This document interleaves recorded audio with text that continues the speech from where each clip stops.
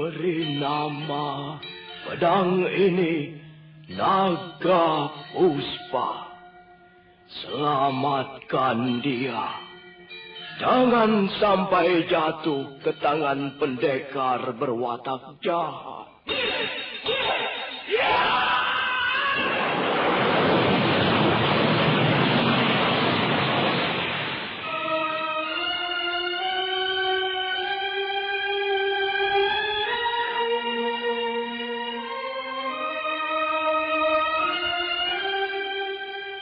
Tutur Tidula.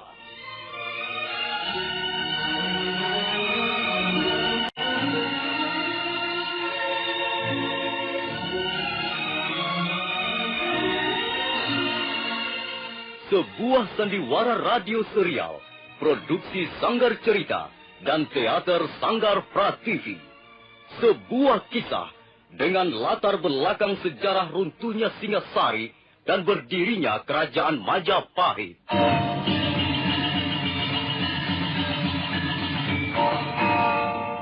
Sandiwara ini didukung oleh pemain-pemain radio yang sudah ternama. Ferry Fadli, Ivone Rose, dan Eli Ermawati.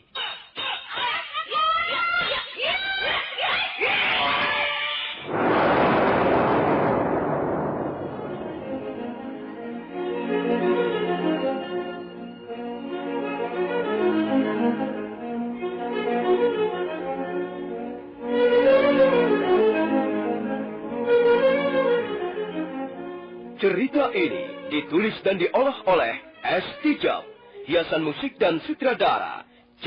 Ispriyonoka. Kali ini mengetengahkan episode ke-9 dengan judul Badai Mengamuk di Atas Kediri.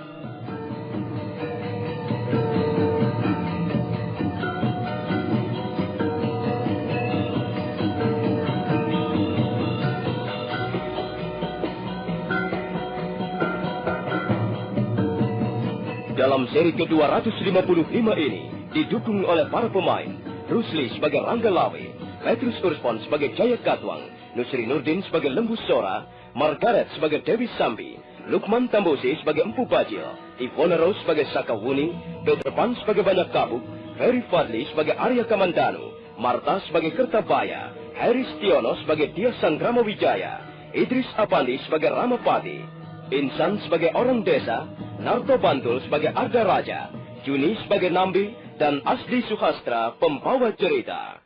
Selamat menikmati.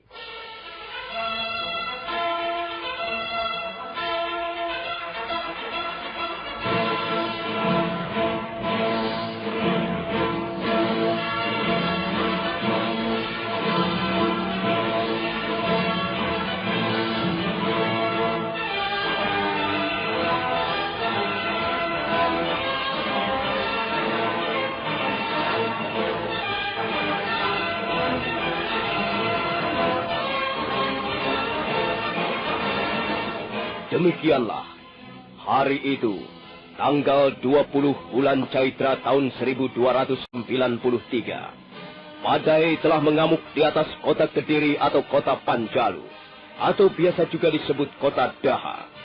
Prajurit-prajurit Majapahit yang bergabung dengan tentara Tartar dapat melumpuhkan pertahanan prajurit-prajurit Kediri. Setelah lepas tengah hari, maka pertempuran segera menjadi reda. Prajurit-prajurit Kediri banyak yang terbunuh. Sisanya menjadi tawanan atau lari tunggang langgang. Patih Kebemundaran juga sudah terbunuh di tangan Lembu Sora. Sementara Rangga Lawe dapat melukai Empu Renteng dengan keris megalamatnya. Panglima Ikemese, Panglima Kausing, dan Panglima Sipi terus memimpin pasukannya untuk mengadakan pembersihan di dalam kota Kediri.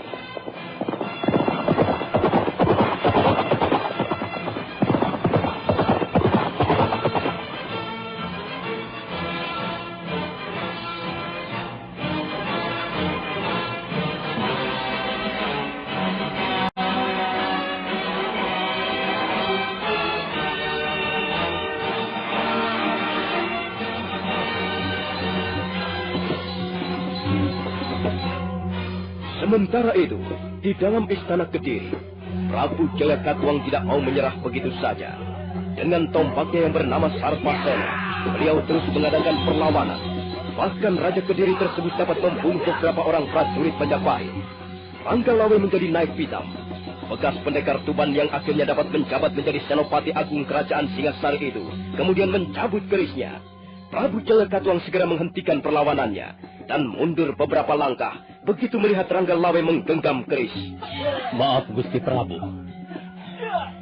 Kalau Gusti Prabu tetap melawan, maka kami terpaksa harus menggunakan jalan yang paling mudah.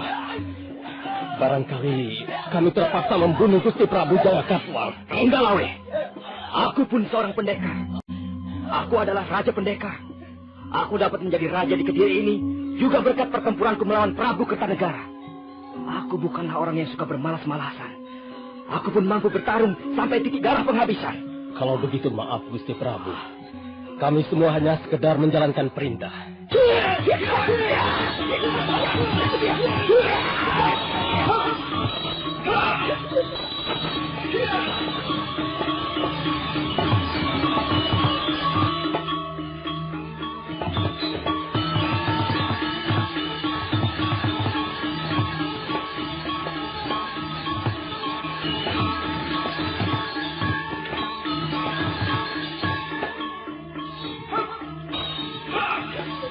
Rangga Lawe memburu dengan keris Megalaman. Prabu Jaya Katuang menjadi kelabakan seketika. Lembu Sora tidak mau tinggal diam. Dengan pedangnya yang berukuran besar dan panjang, dia terus menggebrak Raja Kediri itu. Sekitar 20 orang prajurit Majapahit berjaga-jaga di sekitarnya. Prabu Jaya Katuang akhirnya merasa terdesak. Permainan tombaknya sudah tidak begitu berbahaya lagi, karena rupanya tenaganya mulai terkuras habis. Tapi Jaya Katuang masih mengadakan perlawanan sengit. Dengan sisa-sisa tenaganya dia berusaha membendung serangan-serangan musuhnya. Suatu ketika Rangga Lawe dapat melihat kesempatan yang sangat bagus. Prabu Jaya Katuang menusukkan ujung tombak. Rangga Lawe berkelit ke kanan. Prabu Jaya Katuang hampir saja tergelintir jatuh karena harus menghindari sambaran pedang Lembu Sora. Pada saat itulah Rangga Lawe menusukkan ujung keris Megalaman ke lambung kanan sang Prabu.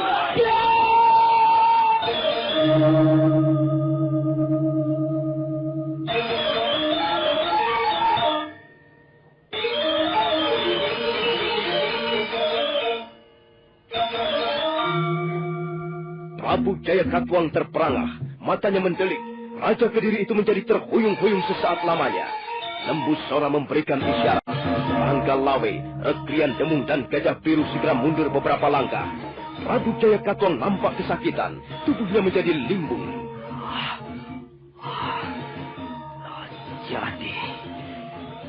Jadi aku telah dikalahkan.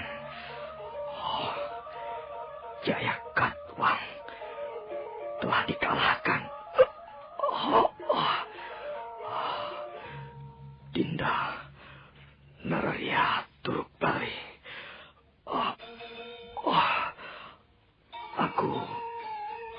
Aku akan segera menyusul, Dinda. Cukup Rangga Lawe. Kita sudah menyelesaikan tugas dengan sebaik-baiknya. Benar Paman Lembu Sora. Sekarang apa yang akan kita lakukan, Paman? Kita bergabung saja dengan pasukan Tartar yang mengadakan pembersihan di dalam kota Kediri. Sambil kita menunggu kehadiran Gusti Sanggrama Wijaya.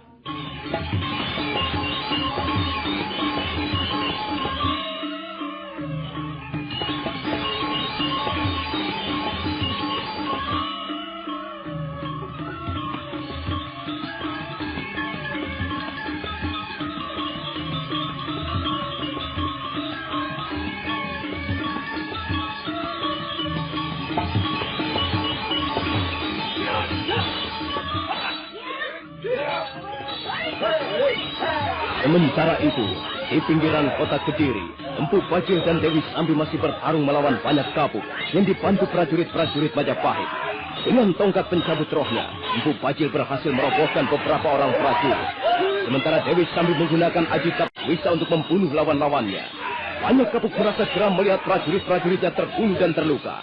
Karena itu dia segera menggunakan jurus lengan 1000 untuk menyerang Empu Bajil dan Dewi Sambi. Tapi Empu Bajil dan Dewi Sambi bukanlah seorang pendekar sembarangan. Banyak kabuk merasa kerepotan melayani mereka berdua, sekalipun dibantu prajurit-prajurit Majapahit yang masih ada.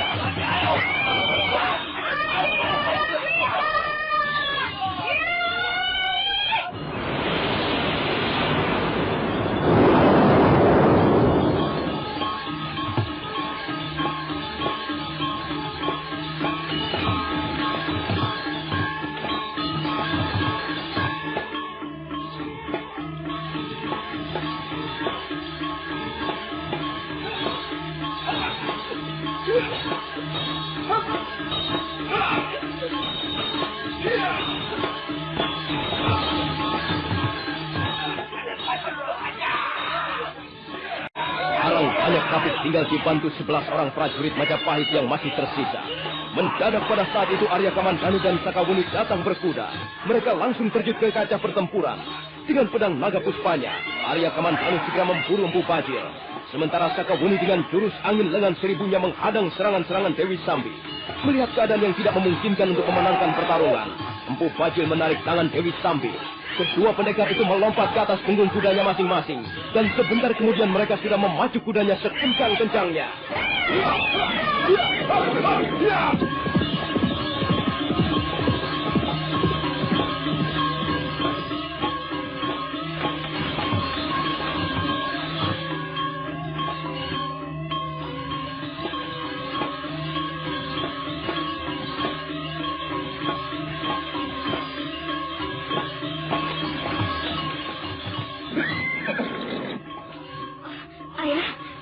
Ayah tidak apa-apa.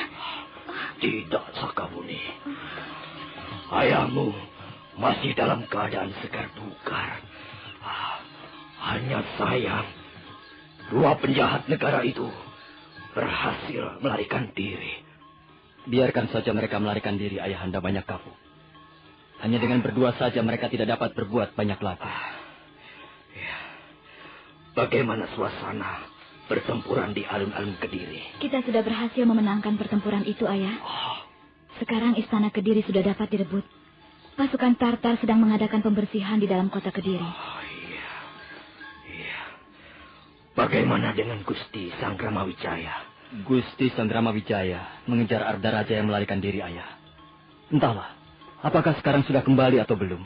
Kalau begitu, mari kita segera kembali ke istana Kediri. Kita bantu pasukan Tartar mengadakan pembersihan. Banyak Kapuk segera melompat ke arah punggung kudanya. Demikian juga Arya Kamandanu dan Sakawuni, yang kemudian diikuti prajurit-prajurit Majapahit yang masih tersisa. Mereka pun segera berkuda menuju istana Singasari.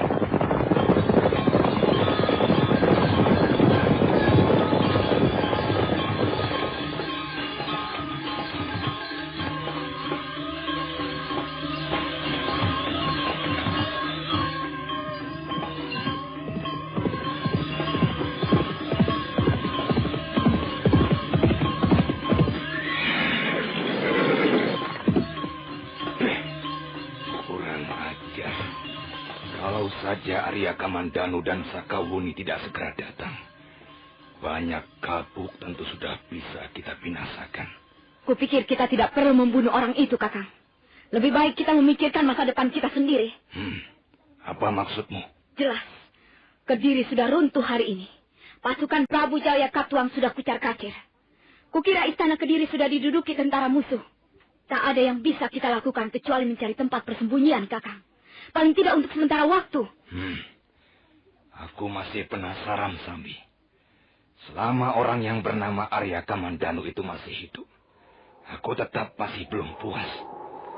Suatu ketika, dia harus mati di tanganku. Dan pedangnya yang ampuh itu harus dapat kurebut. Hal itu masih bisa kita pikirkan lain kesempatan, Kakang Bajir. Ya, benar, Sambi. Kita masih mempunyai banyak waktu. Biarlah Kediri runtuh.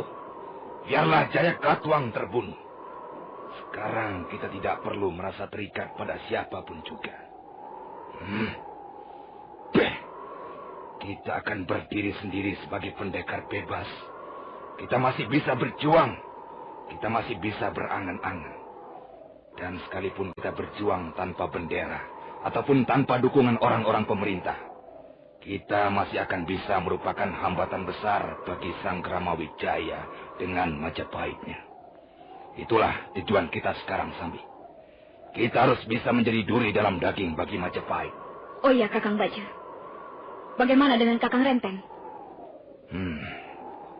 Hadi Renteng rupanya terluka cukup parah. Tapi ada baiknya kita cari dia. Ayo, Sambi. Mari, Kakang Bajir. Mudah-mudahan saja kita dapat menemukan Kakang Renteng secepatnya.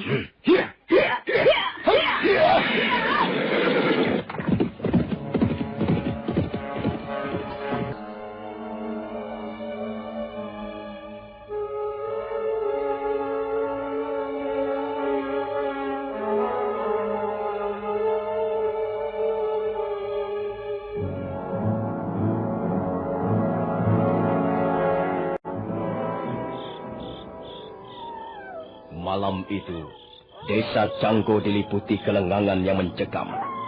Cahaya pelita minyak jarak memancar di halaman rumah kepala desa Canggo yang bernama Kertabaya. Nampak beberapa orang prajurit Kediri berjaga-jaga di pintu halaman. Sementara di ruangan tengah Kilurah Kertabaya sedang menerima kehadiran Ardaraja. Setelah melihat prajuritnya kocar kacir dan Kebo Mundarang terbunuh, Ardaraja melarikan diri bersama beberapa orang prajurit pengawal-pengawal pribadinya. Dia langsung menuju ke desa Canggo. Ya. Jadi Gusti Ardaraja belum mengetahui perkembangan selanjutnya. Belum, Kilurah. Tapi sepertinya perkembangan selanjutnya merupakan mimpi buruk yang harus diterima oleh pemerintah Kediri. Prajurit kami sudah kocar-kacir. Puluhan ribu terbunuh. Dan sebagian mereka mayatnya mengapung di permukaan sungai teratas. Iya. Kukira Kediri sudah runtuh malam ini. Entahlah apa yang terjadi dengan Ayahanda Prabu Jayakatwang. Aku sendiri tidak tahu. Sungguh-sungguh peristiwa yang tidak pernah diduga. Kukira semua ini kesalahan Ayahanda Prabu sendiri. Ayahanda Prabu terlalu memandang enteng Sang Rama Wijaya. Sejak dulu, aku sudah sering kali memperingatkan bahwa Sang Rama Wijaya tidak bisa dipercaya perkataannya. Bahwa Sang Rama Wijaya suatu ketika pasti bisa membuat kesulitan besar bagi pemerintah Kediri. Menolong dan mengampuni Sang Rama Wijaya sama halnya memelihara seekor anak macan. Hal ini sudah berulang kali kukatakan. Tapi Ayahanda Prabu terlalu banyak pertimbangan. Dan sekarang beginilah akhirnya. Iya. Baiklah, Gusti Ardaraja.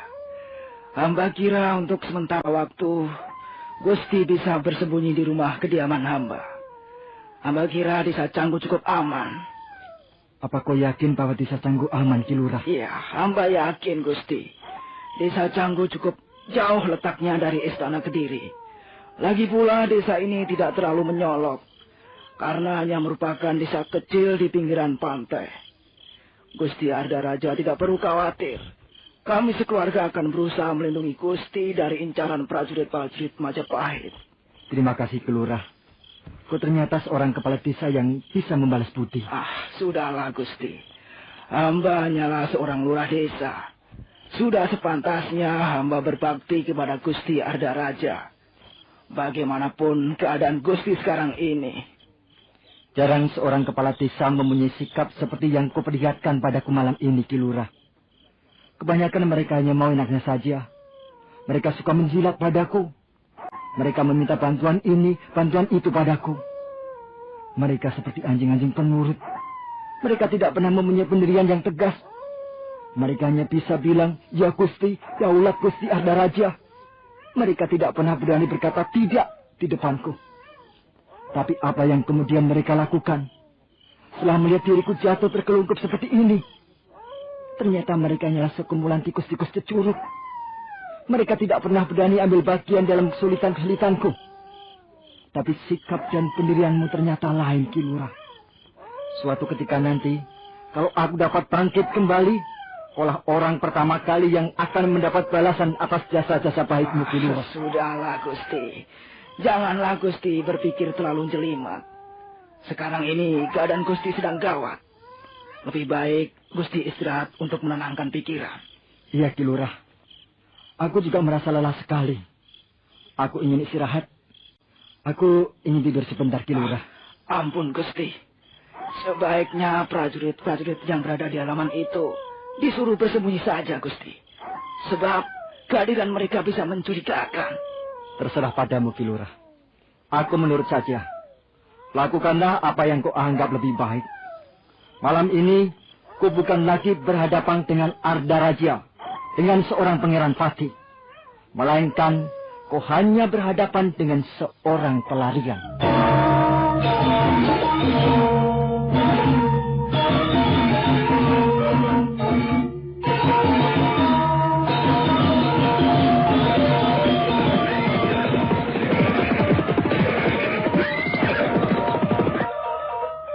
Daerah apa ini namanya, Paman Ramapati? Ampun, Gusti.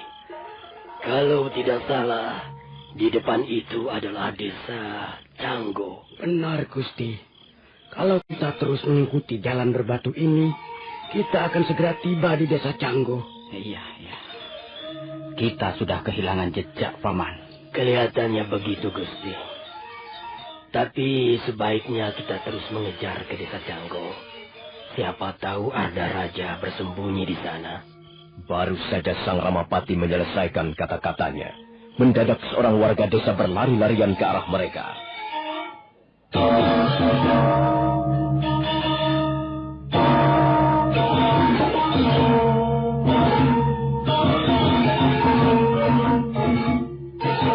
Ampun, Gusti.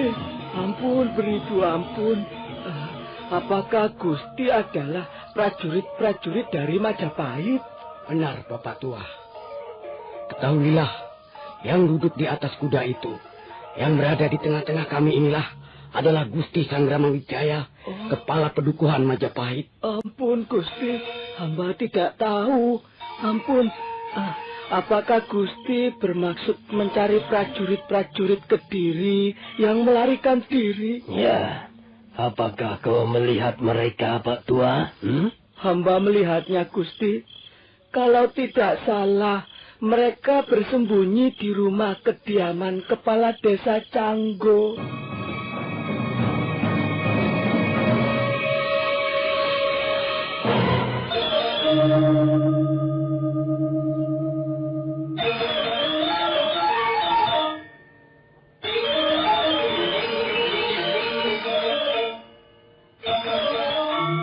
Mendengar apa yang baru saja dikatakan orang desa tersebut, Dyah Sangramawijaya, Nambi dan Ramapati merasa sangat lega. Kemudian mereka meneruskan perjalanan ke desa Canggo saat itu juga.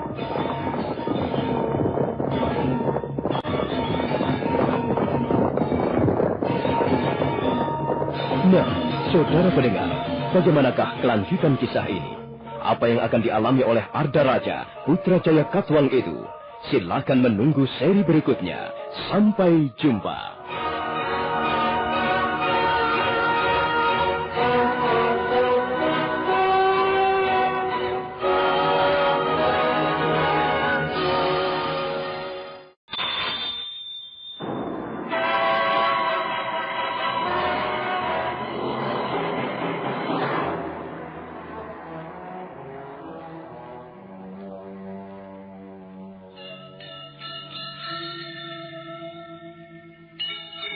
Beri nama pedang ini Naga Puspa.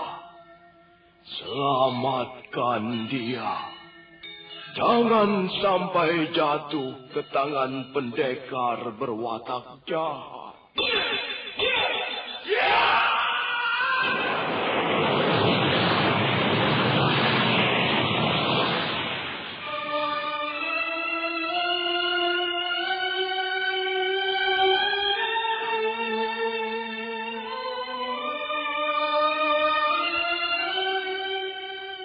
Tutur Tinula.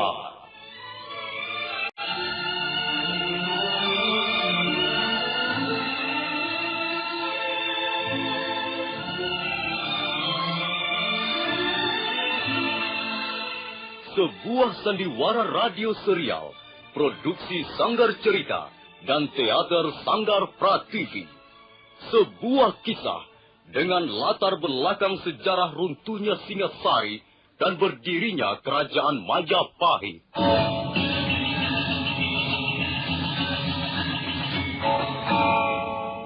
Sandiwara ini didukung oleh pemain-pemain radio yang sudah ternama. Ferry Fadli, Ivone Rose, dan Eli Ermawati.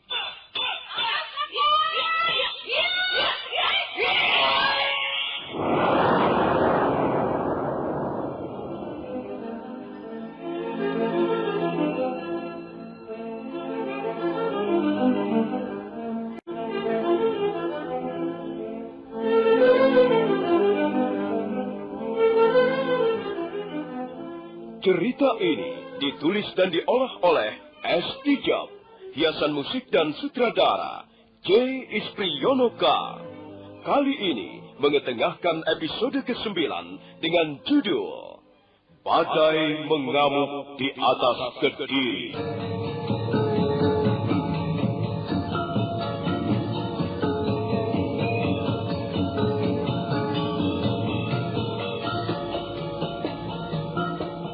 Dalam seri ke-256 ini, didukung oleh para pemain, Edi Juni sebagai Nambi, Christian Toro sebagai orang desa, Idris Apandi sebagai Ramapati, Heri Stiono sebagai Diah Sanggrama Wijaya, Marta sebagai Kertabaya, Narto Bantul sebagai Arda Raja, dan Asdi Suhastra pembawa cerita. Selamat menikmati.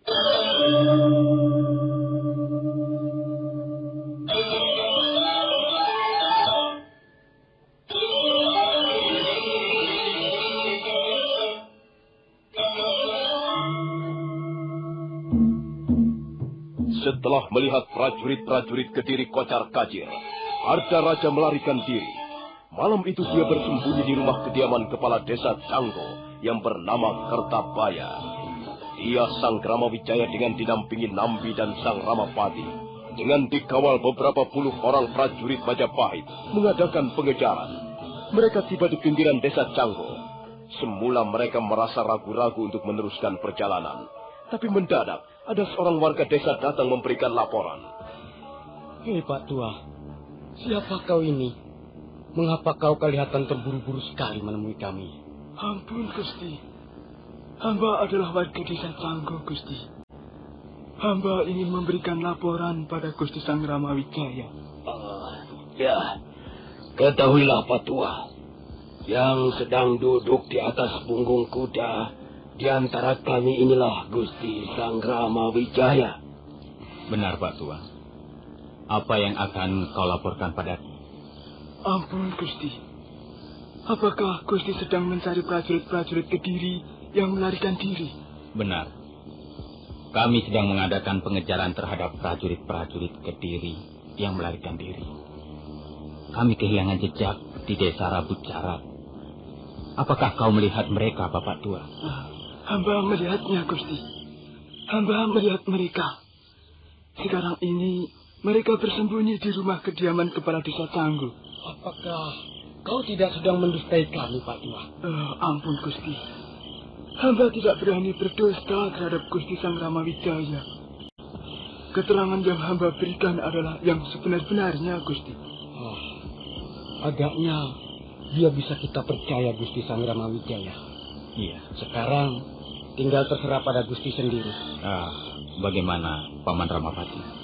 Memang barangkali Arda Raja tidak terdapat di antara mereka itu, Gusti.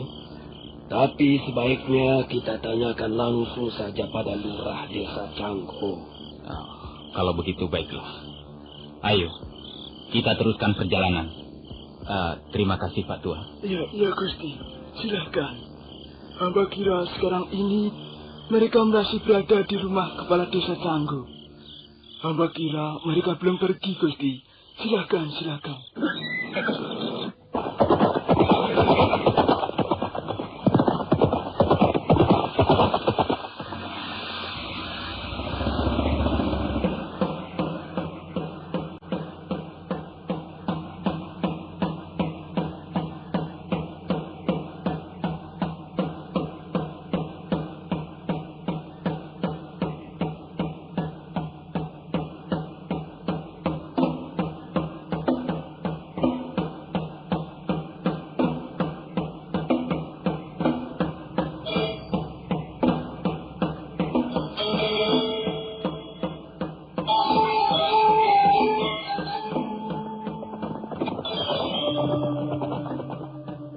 Rombongan Diah Sanggrama Wijaya segera berkuda meneruskan perjalanannya ke desa Canggo.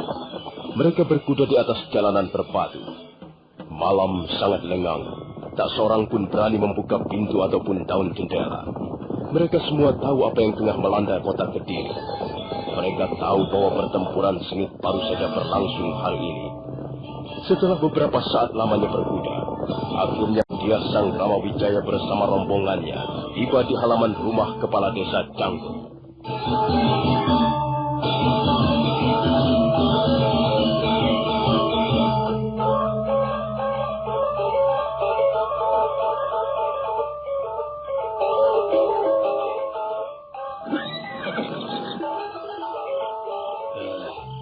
Kami ingin bertemu dengan Kepala Desa Canggu. Oh, iya. Hambalah Kepala Desa Canggu, Gusti. Jadi kaulah Kepala Desa Canggu? Siapa namamu? Nama hamba Kertabaya. Ketahuilah Kertabaya. Iya. Sekarang ini kau sedang berhadapan dengan Gusti Sanggrama Wijaya. Ki Agung yang berdiri di sebelahku inilah Gusti Sanggrama Wijaya. Oh iya. Nah, silakan Gusti. Terima kasih Paman Ramapati. Begini, Kertabaya. Iya, Gusti. Aku sedang mencari seorang pelarian. Kuharap kau bisa membantu kami. Ampun, Gusti. Bantuan apa gerangan yang dapat hamba berikan pada Gusti Sanggrama Wijaya? Kertabaya. Iya. Aku hanya ingin kejujuranmu.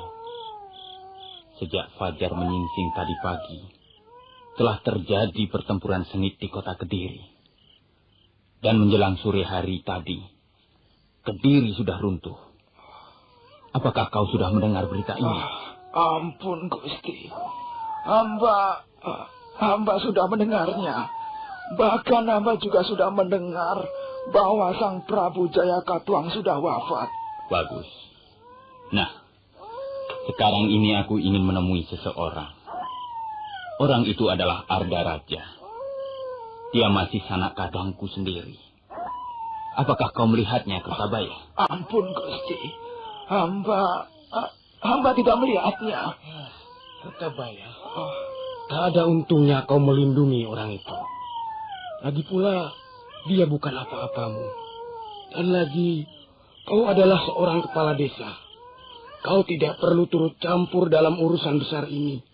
Lebih baik kau berterus terang. Nah, dengan begitu, berarti kau akan menyelamatkan keluargamu sendiri. Ampun, Gusti. Hamba memang benar-benar tidak melihatnya. Kertabaya, kalau kau masih berani berdusta, berarti kau harus berani menanggung akibatnya. Ampun, Gusti. Hamba benar-benar tidak melihatnya. Sejak siang tadi, hamba tidak pernah pergi kemana-mana. Kertabaya. Iya. Sebenarnya kami tidak suka memaksa orang. Tapi kami sebelumnya sudah mendapat laporan dari salah seorang warga desa Canggu. Warga desa itu melihat ada prajurit-prajurit Kediri bersembunyi di rumahmu. Bagaimana ini? Keterangan siapa yang harus kami percaya? Aku tahu kesulitanmu, Kertabaya. Aku tahu kau pastilah orang kepercayaan Adi Arda Raja. Tapi kau sekarang harus menyadari bahwa junjunganmu itu sudah menjadi seorang pelarian. Tapi terserah padamu. Kau bebas menentukan sikapmu, Kertabaya. Hanya saja, kalau kau mau menuruti nasihatku, sebaiknya kau serahkan Adi Arda Raja pada kami. Tidak ada gunanya kau melindunginya. Rumah sudah dikepung. Tidak seorang pun di antara mereka kami biarkan lolos. Kertabaya, iya, Gusti. Kau harus bisa menggunakan akal sehatmu. Lebih baik kau berterus terang saja. Masuklah ke dalam rumahmu dan panggillah Arda Raja keluar. Katakan bahwa kami semua menunggu di halaman. Sudahlah Kertabaya. Jangan membuat kesulitan.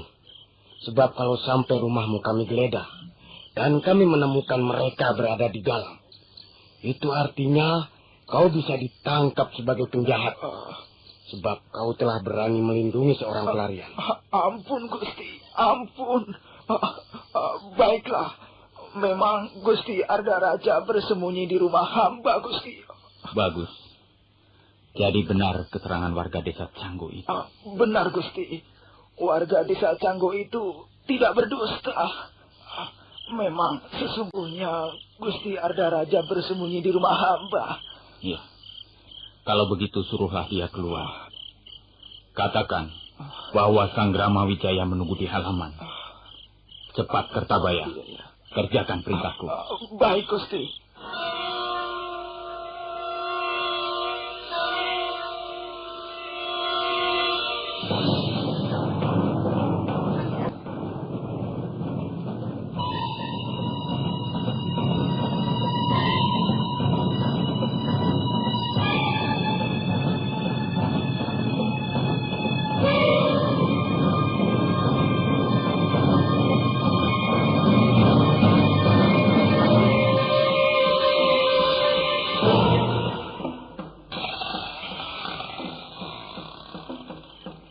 Ada apa, Kertabaya? Mengapa kau mengganggu istirahatku? Ampun, Gusti. Apa yang ingin kau katakan padaku, Kertabaya? Aku mendengar orang-orang berkuda menuju kemari. Siapakah mereka itu, Kertabaya? Ampun, Gusti Arda Raja. Hamba terpaksa mengatakannya. Mengatakan apa? Apa maksudmu?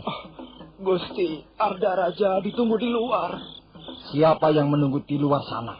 Gusti Sang Ramawijaya berikut prajurit-prajurit Majapahit. Cepat! Jadi kau telah mengatakan bahwa aku bersembunyi di sini. Ampun, Gusti. Hamba terpaksa mengatakan, Gusti. Hamba tidak mempunyai pilihan lain. Hamba terpaksa mengatakan bahwa Gusti bersembunyi di rumah hamba.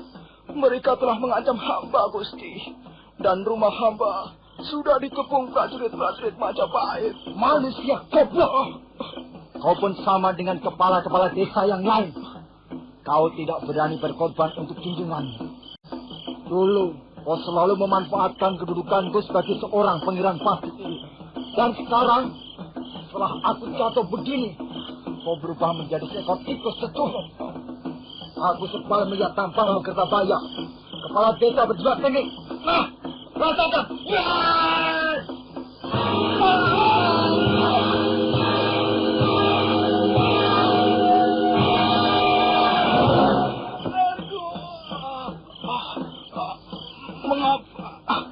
Mengapa Gusti membunuh hamba? Untuk apa seorang kepala desa seperti kau ini diberi hidup?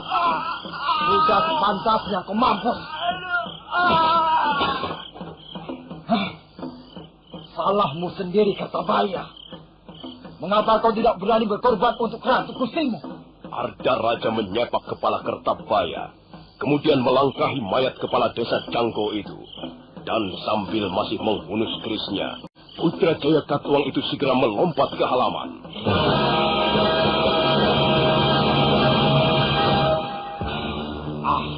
Menyenangkan sekali bisa bertemu denganmu lagi, Kakang Sang Ramawijaya. Maafkan aku, adik Arda Raja.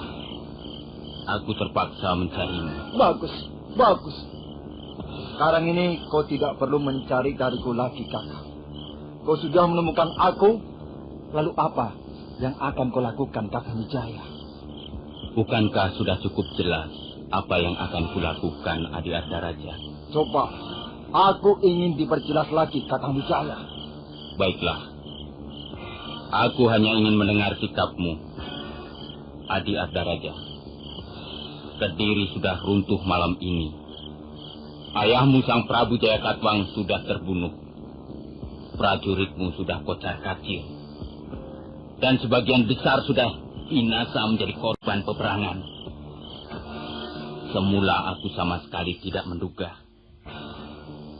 Seharusnya kau tidak perlu melarikan diri, adik Arda Raja. Mengapa tidak perlu? Karena melarikan diri dari peperangan bisa dianggap berjiwa pengecut. Apakah kau tidak merasa malu kepada prajurit-prajuritmu yang terbunuh dan terluka? Aku adalah seorang pangeran Patih, Kakang Wijaya. Aku harus menyelamatkan diri untuk meneruskan tugas-tugasku sebagai seorang pangeran Patih. Jangan berhayal, adik Arda Raja. Tak ada tugas-tugas yang harus kau kerjakan sekarang ini, selain menyerah dan mengakui semua kesalahanmu. Wah! Kau sombong, Kakang Wijaya. Sudah sejak semula aku tahu bahwa kau adalah orang yang paling sombong jika sedang berada di atas angin. Itulah sebabnya aku tidak pernah menyukaimu, Kakang. Tapi kecurigaanku selama ini selalu mendapat tantangan keras dari Ayahanda Prabu. Aku menyesal sekali mengapa Ayahanda Prabu sampai mengampunimu. Bahkan kemudian memberimu tempat tinggal di hutan tarik yang kau sebut sebagai Majapahit itu. Ini merupakan kesalahan besar dari Prabu Jayakatwang. Dan kesalahan ini harus ditebus dengan runtuhnya Kediri. Dan sebenarnya kau pun seorang laki-laki berjiwa pengecut Kakangwijaya. Terserah. Apa yang akan kau katakan terhadap diriku, Adi Ardaraja. Tetapi, satu hal yang perlu kau sadari sekarang ini ialah bahwa keadaanmu sudah sangat menyedihkan. Sekalipun aku kalah perang Kakangwijaya, tapi aku masih mempunyai jiwa satria Kakangwijaya. Sedangkan kau menang perang berkat bantuan tentara asing. Kau benar-benar manusia licik. Memanfaatkan tentara asing itu untuk menyerbu Kediri. Dengar Kakang Sangramawijaya. Tanpa bantuan tentara asing itu, Majapahit hanyalah seekor kecoa bagi kebesaran Kediri. Adi Ardaraja, aku tidak bisa berpanjang lebar berbicara denganmu. Lagi pula saat sekarang ini bukan saatnya untuk berbincang-bincang. Sekarang, tentukanlah keputusanmu. Menyerah atau berhadapan dengan prajurit-prajurit Majapahit. Tidak ada ceritanya Ardaraja menyerah pada Sangramawijaya. Secepat kilat Ardaraja menyerbu ke arah dia Sangramawijaya yang berdiri kurang lebih 3 depa jauhnya. Ujung kerisnya yang masih basah oleh darah Kertabaya segera menghunjam ke dada dia Sangramawijaya. Tapi Ardaraja menjadi terperanjat. Ternyata dia Sangramawijaya tidak mempan senjata tajam. Hal itu karena dia Sangramawijaya menggunakan baju zirah pemberian Dyah Lembutal almarhum ayahandanya. Pada saat berikutnya, Nambi segera memberikan isyarat pada prajurit-prajurit Majapahit yang berdiri di sekelilingnya. Serentak prajurit-prajurit Majapahit mencabut senjatanya masing-masing. Dan pada saat berikutnya, mereka menghambur ke arah Ardaraja.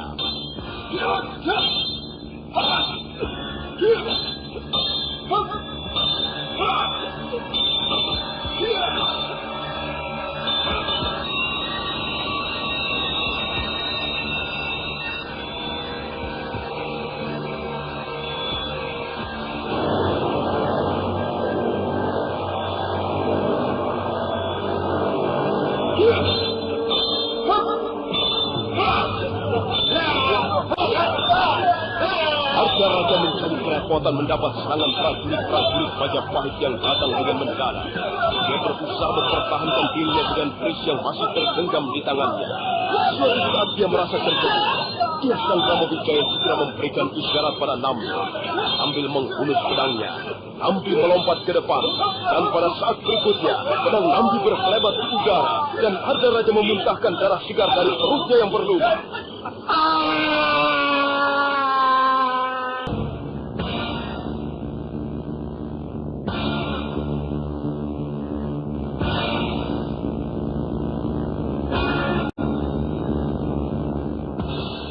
Terjatuh dari tangan Ardaraja. Selanjutnya putra Jayakatwang itu mendekap perutnya yang berlubang besar. Darah terus menghambur dan sebagian dari isi perutnya keluar. Ardaraja terhuyung-huyung sesaat lamanya. Dan sambil meringis-ringis kesakitan, bekas orang penting kerajaan Kediri itu roboh ke tanah.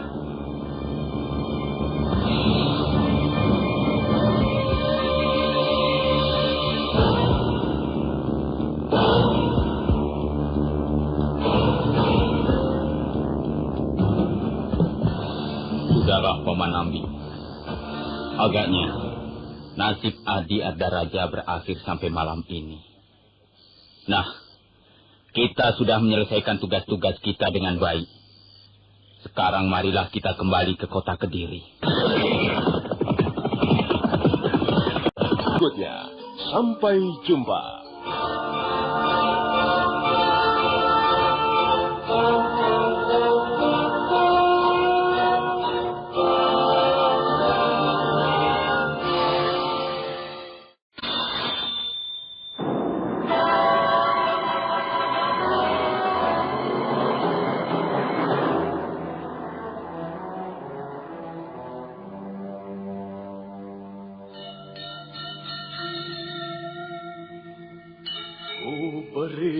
Nama pedang ini Naga Puspa.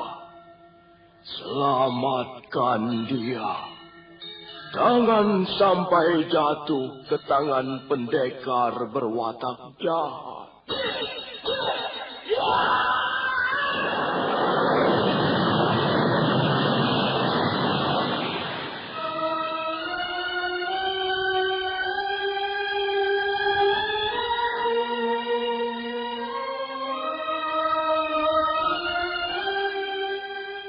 Tutur Tinula.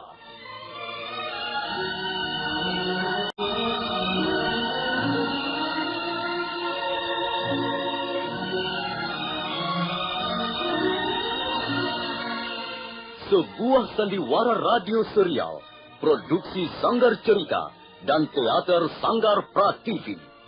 Sebuah kisah dengan latar belakang sejarah runtuhnya Singasari dan berdirinya Kerajaan Majapahit.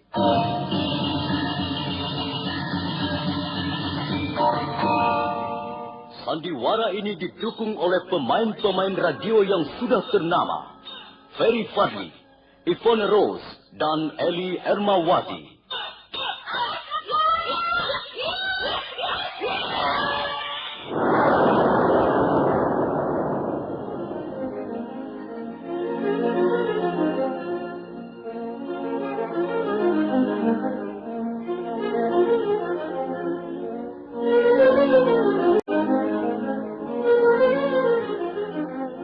Cerita ini ditulis dan diolah oleh S. Tijab, hiasan musik dan sutradara C.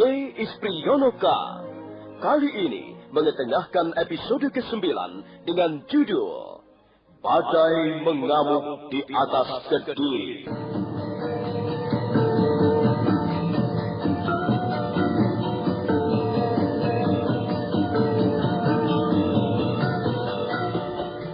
Dalam seri ke-257 ini, didukung oleh para pemain, Eddie Johan sebagai Ike Meze, Harry Stiono sebagai Dia Sanggrama Wijaya, Masono sebagai Wira Raja, David sebagai Kausing, Benny Indrahadi sebagai Sipi, Nusri Nurdin sebagai Lembu Sora, Peter Pan sebagai Banyak Kapuk, Ivone Rose sebagai Sakawuni, Ferry Fadli sebagai Arya Kamandanu, dan Asdi Suhastra pembawa cerita. Selamat menikmati.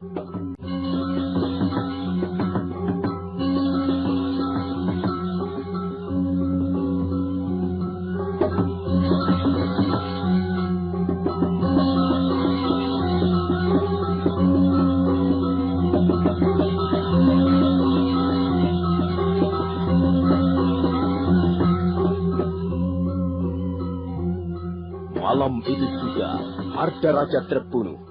Dia tewas di tangan Nambi. Perutnya berlubang dan sebagian isinya keluar. Mayatnya tergeletak di halaman rumah kepala desa Janggo.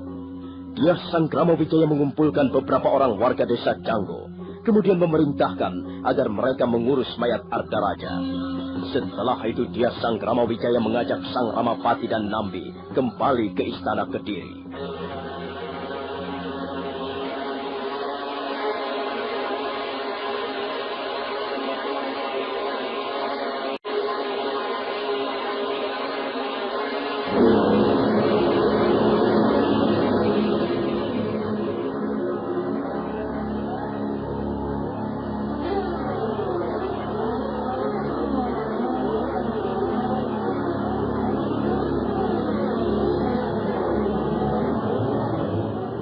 Malam itu juga, pasukan Tartar sudah menduduki kota Kediri.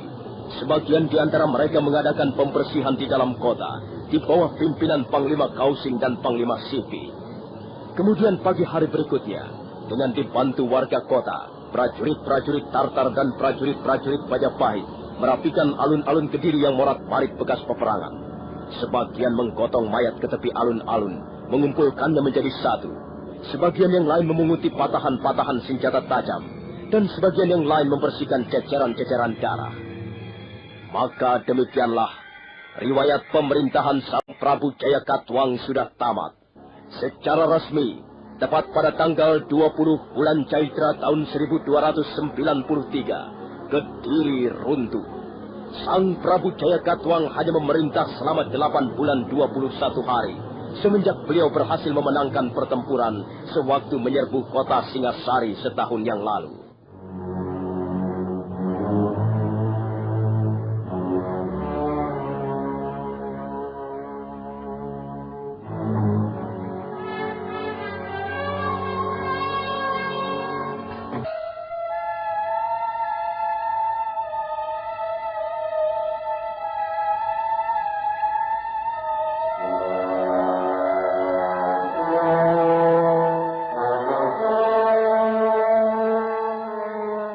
Hari kemudian, Panglima Ike Mese mengadakan pertemuan penting di Pendopo Agung Istana Kediri.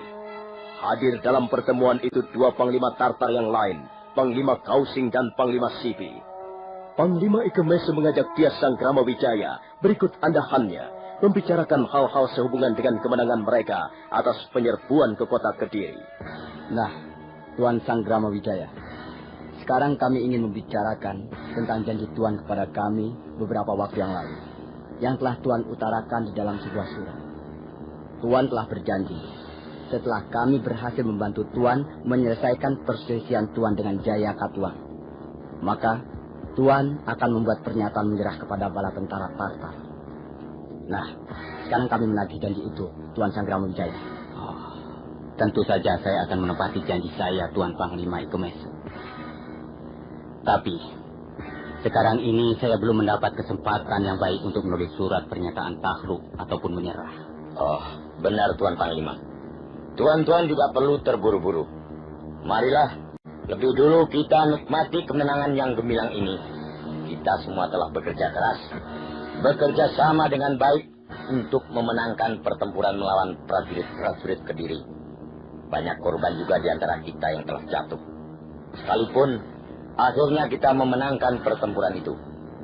Karena itu sebaiknya kita lupakan dulu soal-soal yang saya kira tidak begitu mendasar. Nanti dulu Tuan Arya Wiraraja.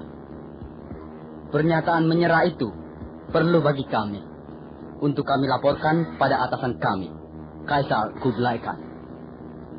Jadi, pernyataan menyerah dari Tuan Sanggrama Wijaya tidak bisa dikatakan tidak mendasar. Hal itu sangat penting peranannya bagi kami yang datang ke tanah Jawa ini menggemban titah seorang raja besar. Benar Tuan Panglima. Surat pernyataan menyerah itu tentu saja akan tuan-tuan dapatkan. Itu soal mudah. Sekarang pun kami bisa menulis surat pernyataan seperti itu. Tapi mengapa harus buru-buru? Lebih baik kita menikmati kemenangan ini dengan sedikit pesta ataupun acara-acara lain yang menarik. Lagi pula tuan-tuan sekalian janganlah terlalu cepat kembali ke negeri tuan. Tinggallah beberapa waktu di negeri kami. Tuan-tuan sudah sangat berjasa bagi perjuangan dan cita-cita kami.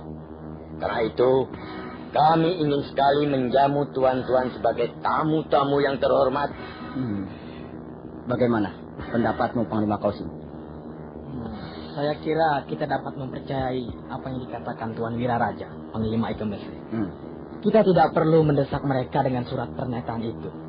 Soal surat pernyataan itu janganlah tuan-tuan risaukan. Kami pasti akan menulisnya. Kami akan berusaha menulisnya dengan sebaik-baiknya. Baiklah, Tuan Wiraraja.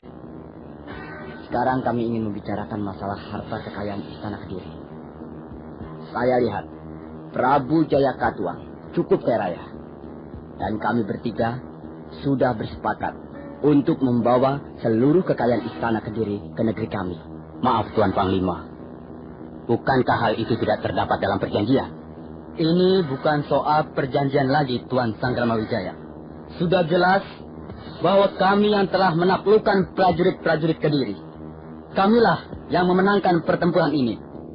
Karena itu, kamilah yang berhak membawa harta kekayaan Istana Kediri ke negeri kami. Maaf Tuan Panglima Sipi, sepertinya saya kurang sependapat dengan Tuan. Kami pun ikut bertempur melawan bala tentara Kediri.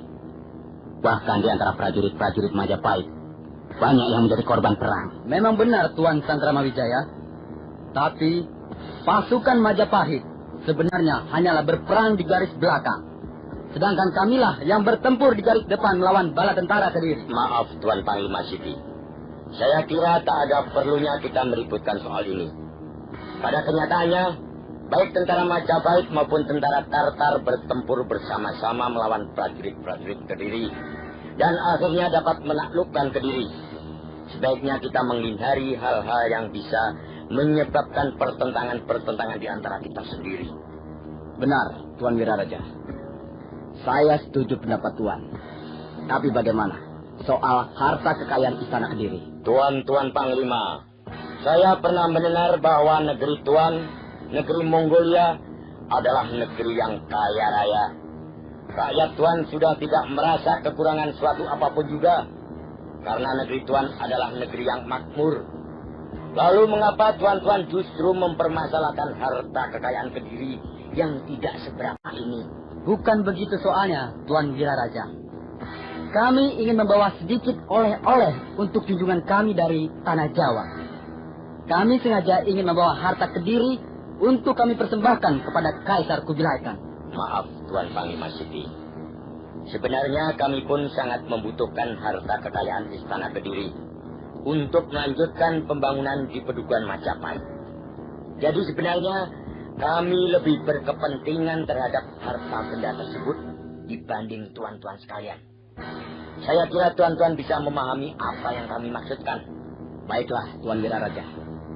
Kalau begitu, kami tidak perlu membawa seluruh harta kekayaan Istana Kediri. Kami hanya akan membawa 2/3 bagian saja. Sedangkan yang 1/3 kami akan serahkan pada Tuan Sanggrama Wijaya untuk membangun Pedukuhan Majapahit. Apakah usul saya ini bisa diterima? Kalau memang hal itu sudah menjadi keputusan Tuan Panglima, kami akan dengan senang hati menerima. Bukankah demikian, Gusti? Benar, Tuan Wiraraja. Saya kira 1/3 bagian sudah cukup untuk melanjutkan pembangunan Pedukuhan Majapahit. Jika nanti masih ada kekurangan di sana-sini, kita bisa mencarinya dengan cara yang lain. Nah, saya kira pembicaraan kita hari ini cukup sampai di sini. Sekarang, marilah kita ikuti anjuran Tuan Wiraraja. Marilah kita merayakan pesta kemenangan ini dengan semeriah-meriahnya. Dan selanjutnya, kami menunggu surat pernyataan dari Tuan Sanggrama Wijaya.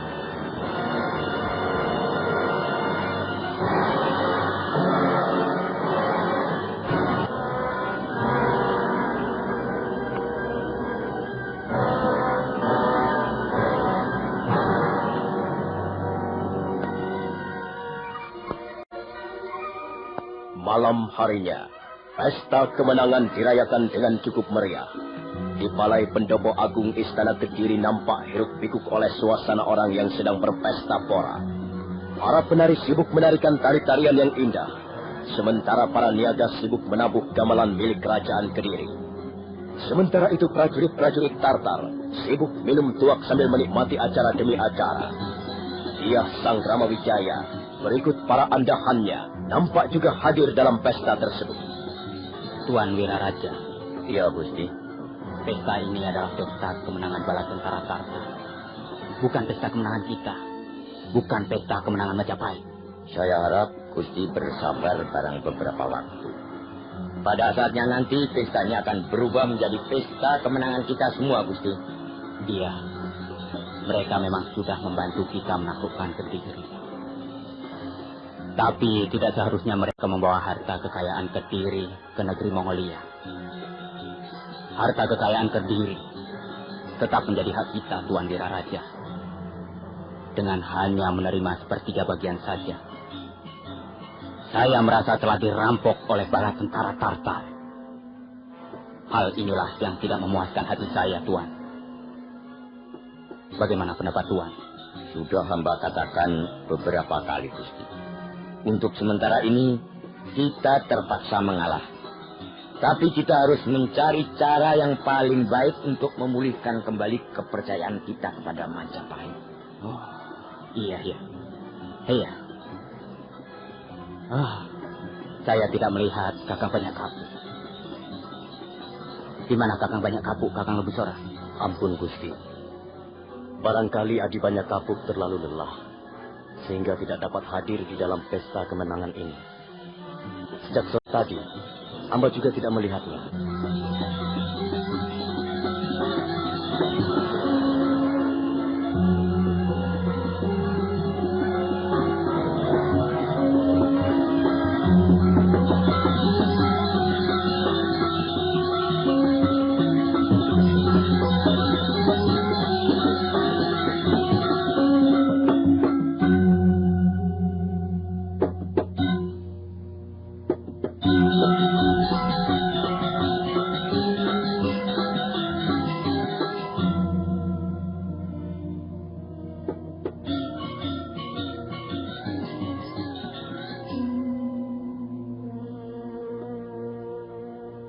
Sakawuni, kau tidak usah mencemaskan aku.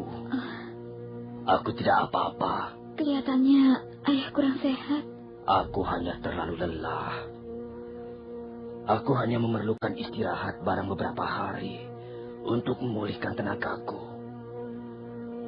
Pertempuran kali ini benar-benar sangat melelahkan. Atau barangkali sekarang ini ayahmu sudah semakin tua. Ayah belum terlalu tua. Ayah masih nampak perkasa di medan peperangan. Siapa lagi yang harus memuji-muji diriku kalau bukan anak gadisku sendiri? Ayah memang belum terlalu tua. Masih jauh lebih tua dibandingkan Tuan Wiraraja. Wuni, mengapa kau tidak datang ke pesta Balai Pendopo Agung? Pergilah ke sana. Banyak acara menarik yang bisa kau lihat. Saya mau pergi kalau bersama ayah. Pergi saja bersama Arya Kamandanu. Mengapa harus bersama ayah? Kalau ayah tidak mau pergi, saya juga tidak mau. Saya akan menemani ayah di sini saja.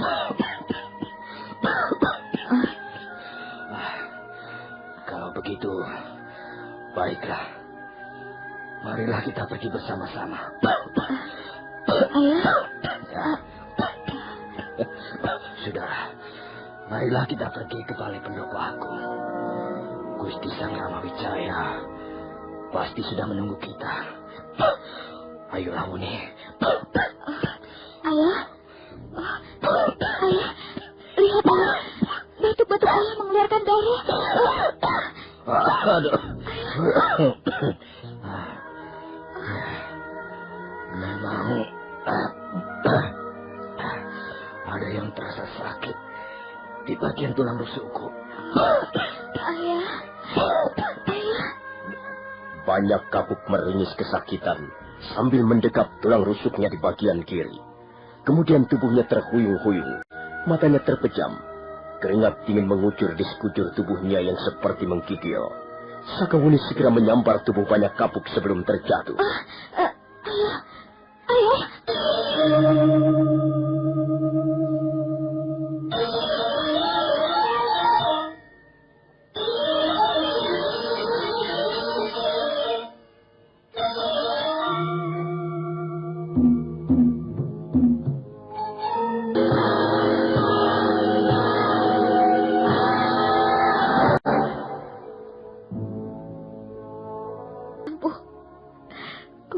Mengobati luka-luka hanyalah ibuku sendiri.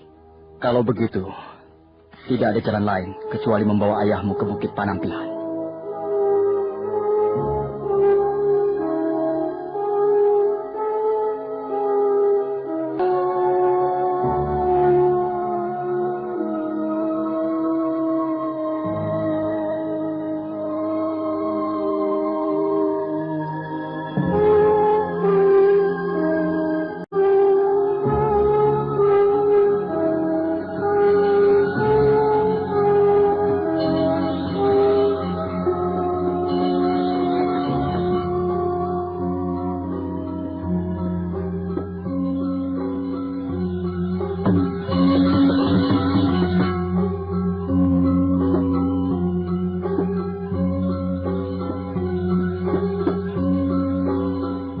Arya Kamandanu mengusulkan agar Banyak Kapuk segera dibawa ke Bukit Panampihan untuk minta pengobatan pada Dewi Tunjung Biru.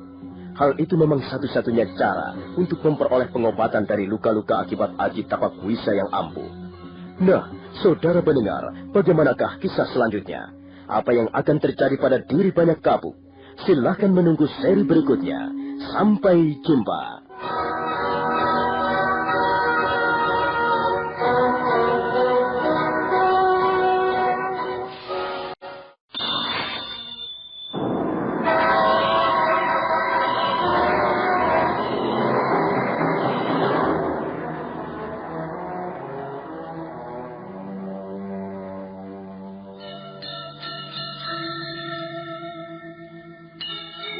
Beri nama pedang ini Naga Puspa.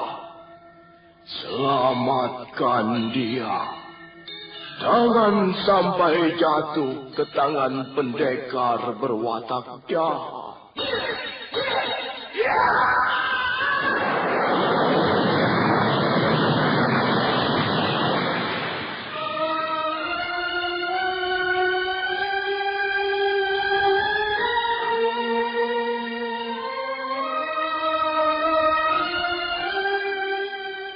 Tutur Tidula.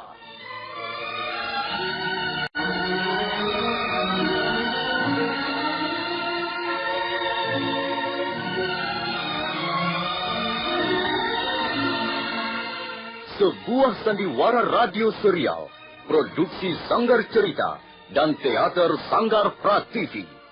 Sebuah kisah dengan latar belakang sejarah runtuhnya Singasari dan berdirinya Kerajaan Majapahit.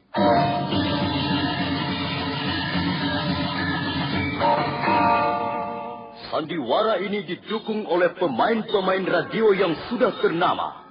Ferry Fadli, Ivone Rose, dan Eli Ermawati.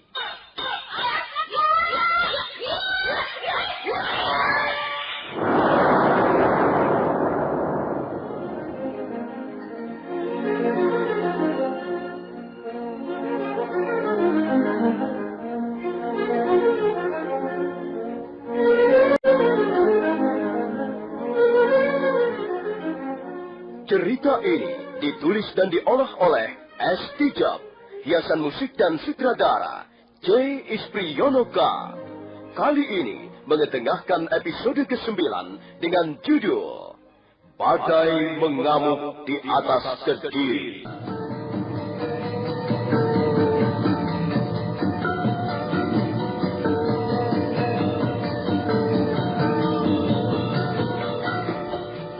Dalam seri ke-258 ini, didukung oleh para pemain, Ferry Fadli sebagai Arya Kamandanu, Ivone Rose sebagai Sakawuni, Heri Stiono sebagai Tias Sanggrama Wijaya, Nusri Nurdin sebagai Lembu Sora, Rusli sebagai Rangga Lawe, Edi Johan sebagai Ike Mese, Peter Pan sebagai Banyak Kabuk, Mas Sono sebagai Wira Raja, Penny Indrahadi sebagai Sipi, dan Asdi Suhastra pembawa cerita. Selamat menikmati.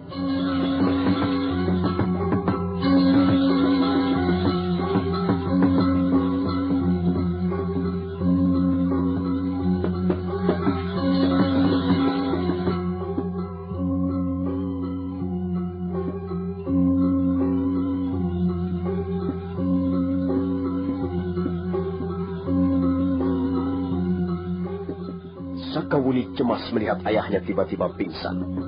Arya Kamandanu segera memeriksa seluruh tubuh Banyak Kabuk. Mereka segera tahu bahwa Banyak Kabuk terkena aji tapak wisa yang ampuh.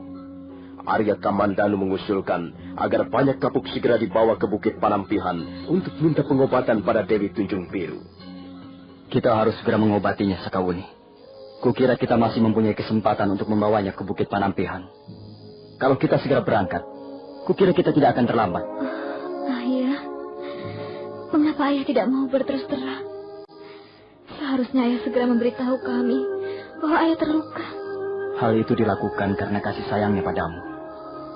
Dia tidak ingin melihat kau kebingungan dan cemas, Wuni. Tapi dia tidak boleh bersikap seperti itu, Kamandanu. Aku ini kan anak gadisnya. Sudahlah. Sekarang kau tunggu saja di sini.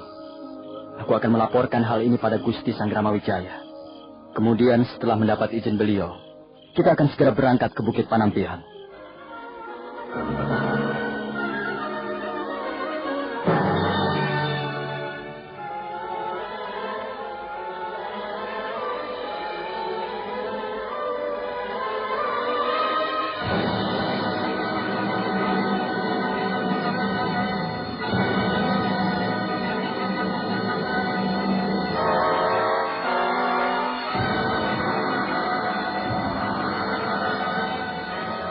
Sementara itu, di Balai Pendopo Agung Istana Kediri, pesta kemenangan masih terus berlangsung hingga jauh malam. Prajurit-prajurit Tartar kelihatan sangat bersukaria. Mereka makan dan minum tuak sampai sepuas-puasnya. Sebagian besar di antara mereka sudah mabuk. Mereka nampaknya benar-benar menikmati kemenangan yang baru saja dialami. Nampak dia Sang Kramawijaya masih berada di tengah-tengah pesta. Tapi beliau kelihatannya tidak terlalu gembira. Demikian juga Lembu Sora dan Ranggalawe. Bahkan Ranggalawe kelihatannya tidak senang melihat tingkah laku prajurit-prajurit Tartar yang bermabuk-mabukan. Paman Lembu Sora, sepertinya kita hanya menjadi penonton saja. Bukan kita yang merayakan kemenangan ini, Paman. Benar, Gusti. Suasana ini benar-benar tidak enak di hati. Ampun, Gusti. Hamba sungguh-sungguh tidak senang melihat tingkah laku mereka itu. Lihat saja, mereka enak-enak bermabuk-mabukan di negeri orang. Hamba muak melihat pemandangan ini. Hamba muak, Gusti Sang Kramawijaya. Kau harus bisa menahan hatimu, Ranggalawe. Memang untuk sementara ini, seperti yang telah dikatakan Tuan Arya Wiraraja, kemenangan bukanlah menjadi milik kita. Benar, Paman Lembu Sora. Justru sekarang ini, kita harus mempersiapkan diri untuk merebut kemenangan yang sesungguhnya. Ketika mereka bertiga sedang sibuk berbincang-bincang, Arya Kamandanu muncul di tengah-tengah Pendopo Agung dan langsung menemui dia Sang Kramawijaya. Ada apa, Kamandanu? Di mana Sakawuni dan Kakang Banyak Kapuk? Mengapa mereka tidak kelihatan? Ampun, Gusti.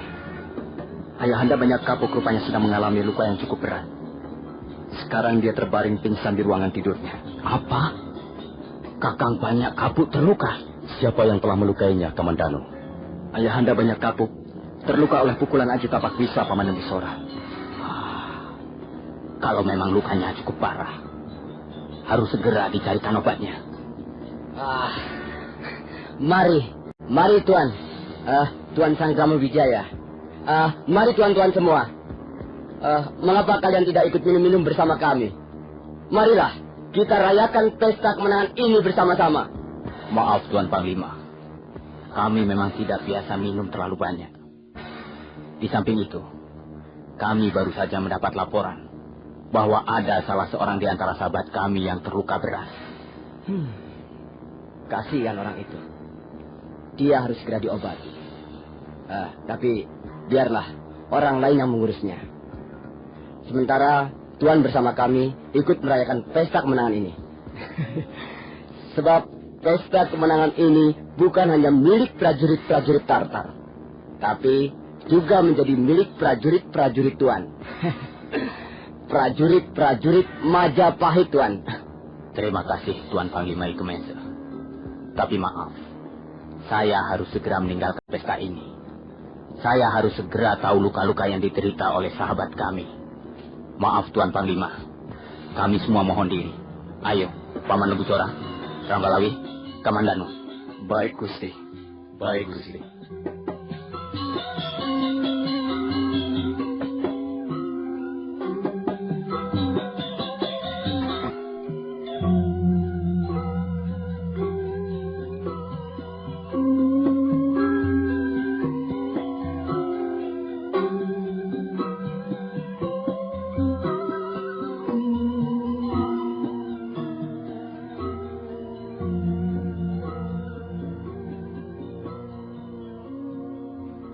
Bagian rusuk kirinya seperti luka memar dan warnanya kebiru-biruan. Saya kenal bekas pukulan Aji Tapak Wisa. Saya sendiri pernah mengalaminya. Saya juga pernah mengalaminya, Paman Lembu Sora. Pukulan Aji Tapak Wisa benar-benar ampuh. Kalau begitu, harus dicari seorang tabib yang segera bisa menyembuhkan Kakang Banyak Kapuk. Siapakah yang tahu di mana rumahnya seorang tabib asli? Kami bermaksud membawanya ke Bukit Panampihan malam ini juga, Gusti. Bukit Panampihan? Iya, Gusti. Letaknya di kaki Gunung Semeru. Ya, memang cukup jauh dari sini. Tapi kami tidak mempunyai cara yang lain lagi, kecuali membawa ayah pergi ke Bukit Panampihan. Kalau begitu, kalian harus segera berangkat sekarang. Makin cepat, makin baik. Benar, Sakawuni. Kalian harus segera berangkat, supaya tidak terlambat. Akhirnya, semuanya setuju Banyak Kapuk dibawa ke Bukit Panampihan malam itu juga. Sakawuni segera mempersiapkan perbekalan untuk berjalan jauh. Arya Kamandanu menyiapkan 2 ekor kuda. Setelah segala sesuatunya beres, mereka pun segera berangkat meninggalkan istana Kediri. Dia Sang Gramawijaya, Lembu Sora, Rangga Lawe, Kebo Anabrang dan yang lain-lain mengantarkan sampai ke pintu gerbang. Hati-hati di jalan, Sakawuni. Iya, Gusti. Terima kasih, Gusti. Ampun, Gusti. Hamba terpaksa tidak bisa menemani Gusti di istana Kediri.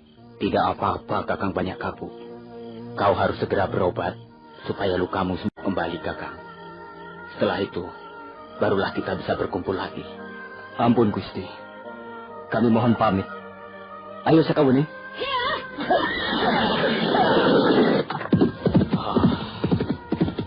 Kasihan Kakang Banyak Kabu. Jasa-jasanya cukup banyak untuk membangun Majapahit. Kakang Banyak Kabu adalah contoh seorang pembesar negeri yang mengabdi tanpa pamrih apa-apa. Ampun, Gusti. Apakah Gusti Sang Gramawijaya bermaksud kembali ke Balai Paseban Agung? Aku tidak ingin melihat lagi orang-orang Mongolia itu berpesta pora, Paman Lembu Sora. Aku ingin bertemu dengan Tuan Wiraraja. Ada hal penting yang ingin kubicarakan dengan beliau. Kalau begitu, marilah kita menemui beliau, Gusti.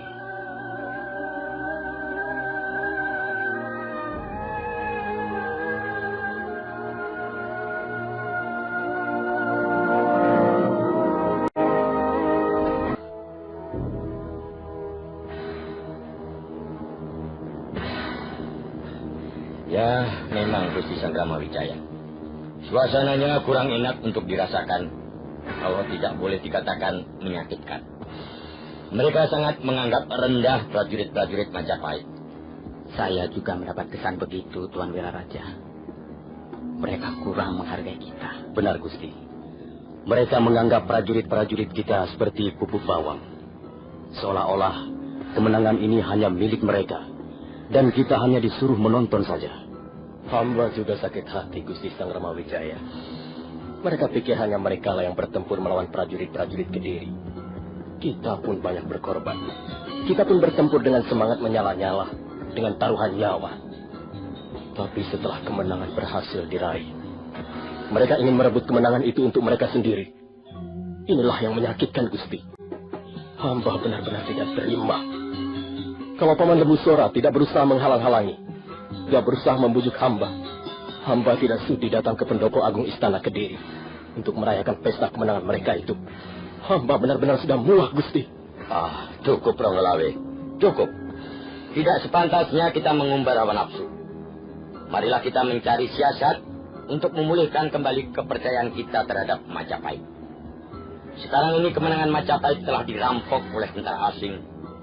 Kemenangan yang sebenarnya menjadi hak kita telah diambil alih dengan paksa oleh Panglima Ike Mese dan bala tentaranya. Lalu sekarang apa yang sebaiknya kita lakukan, Tuan Wiraraja? Kalau kita langsung menyerang mereka, tentulah hal ini kurang bijaksana, Tuan. Di samping kurang bijaksana, hal itu juga merupakan tindakan yang ceroboh, Gusti. Kita tahu sendiri bahwa prajurit-prajurit Tartar benar-benar prajurit-prajurit yang tangguh dan berani. Di samping itu pula, mereka juga mempunyai ilmu bela diri yang tinggi. Rasanya sulit untuk mengalahkan mereka ini, Gusti. Kecuali kita mempersiapkan diri dengan matang dan cermat. Lalu, apakah Tuan mempunyai rencana sesuatu? Begini saja, Gusti. Kita tidak bisa berpikir dengan tenang selama masih berada di Istana Kediri. Sebab kita masih bersama-sama dengan mereka. Maka sebaiknya Gusti minta diri untuk sementara waktu kembali ke Majapahit. Iya, benar, Gusti. Di Majapahit nanti kita bisa merundingkan segala sesuatunya dengan lebih tenang.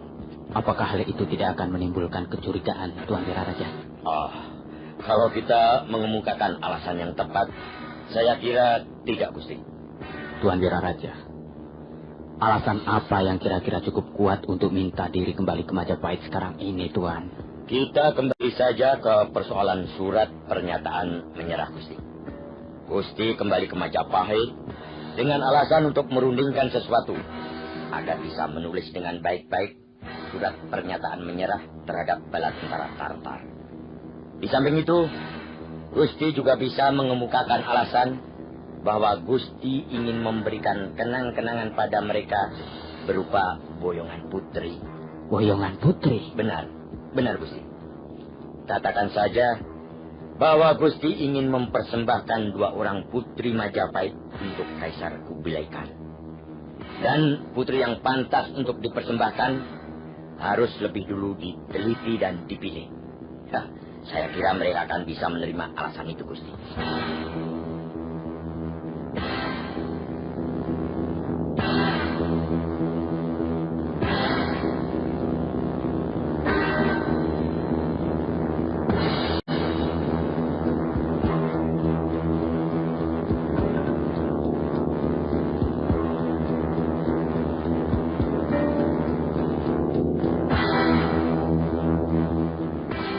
Hari berikutnya, Dyah Sanggrama Wijaya menemui Panglima Ike Mese di ruangan pendopo agung Istana Kediri.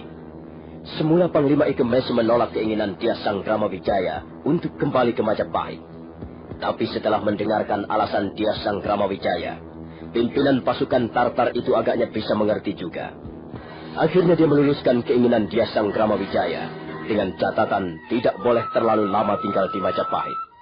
Dyah Sanggrama Wijaya hanya diberi waktu tidak boleh lebih dari 30 hari. Dyah Sanggrama Wijaya menerima persyaratan itu.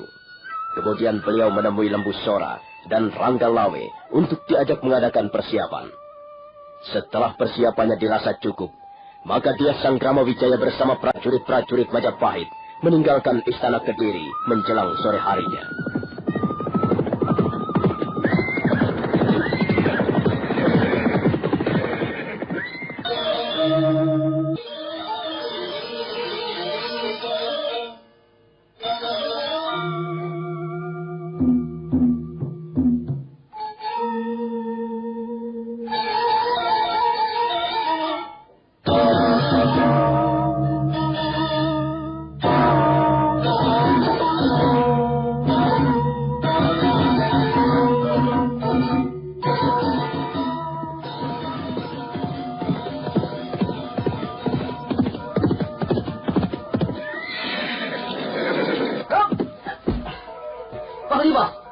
Panglima Ike Mese.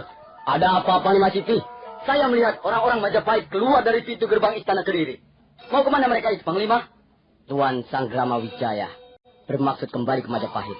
Kembali ke Majapahit? Ya. Mengapa kau izinkan, Panglima? Bukankah hal itu bisa berbahaya sekali, Panglima? Mereka bisa berbalik memusuhi kita. Mereka bisa menggempur kita bersama-sama dengan rakyat Majapahit yang lain. Kita harus bisa mencegah mereka. Mumpung mereka belum terlalu jauh, kita harus memaksa mereka untuk kembali ke Istana Kediri.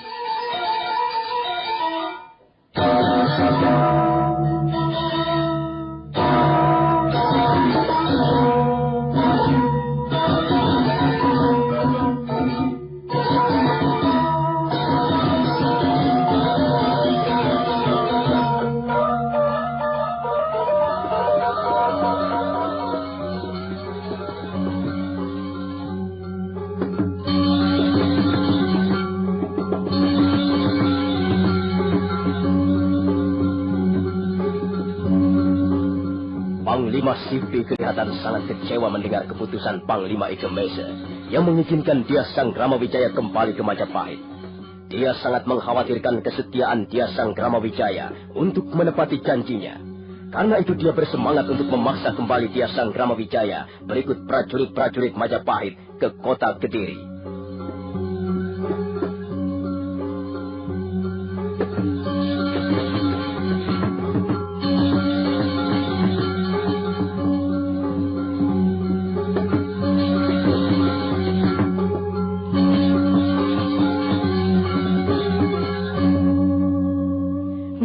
Saudara pendengar, bagaimanakah kisah selanjutnya?